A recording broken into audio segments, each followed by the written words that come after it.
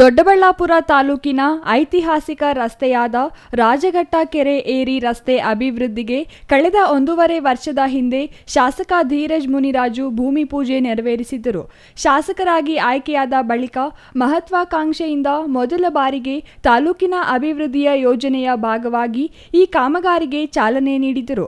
ಆದರೆ ಇದೀಗ ಏರಿ ರಸ್ತೆ ಅಭಿವೃದ್ಧಿಯಾಗದೆ ಅಪಘಾತಗಳ ಸ್ಪಾಟ್ ಆಗಿ ಪರಿವರ್ತನೆಯಾಗಿದೆ.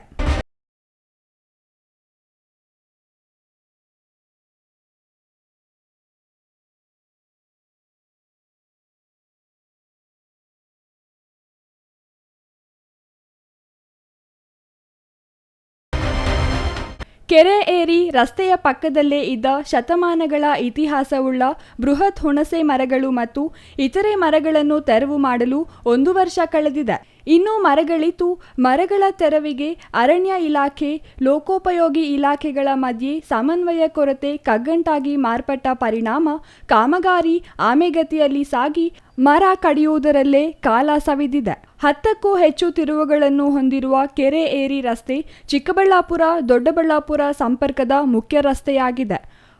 1.5 ವರ್ಷದ ಹಿಂದೆ ಭೂಮಿ ಪೂಜೆ ನೆರವೇರಿಸಿದ ಸಮಯದಲ್ಲಿ 2.60 ಕೋಟಿ ರು ವೆಚ್ಚದಲ್ಲಿ ಅಭಿವೃದ್ಧಿ ಕೆಲಸಕ್ಕೆ ಗುದ್ದಲಿ ಪೂಜೆ ನೆರವೇರಿಸಲಾಗಿತ್ತು. ಆದರೆ ಈಗ ತಿರುವುಗಳ ಸಂಖ್ಯೆ ಹೆಚ್ಚಾಗಿರುವುದರಿಂದ ಮತ್ತಷ್ಟು ಅಗಲ ಮಾಡಿ ರಸ್ತೆ ಮಾಡುವ ಪ್ರಸ್ತಾವನೆ ಗುತ್ತಿಗೆದಾರರು ಲೋಕೋಪಯೋಗಿ ಇಲಾಖೆಗೆ ಮನವಿ ಮಾಡಿದ್ದಾರೆ.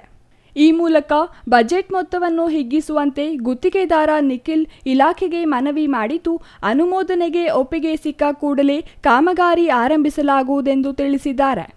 Mahesh, CTV news, Doddaballapura.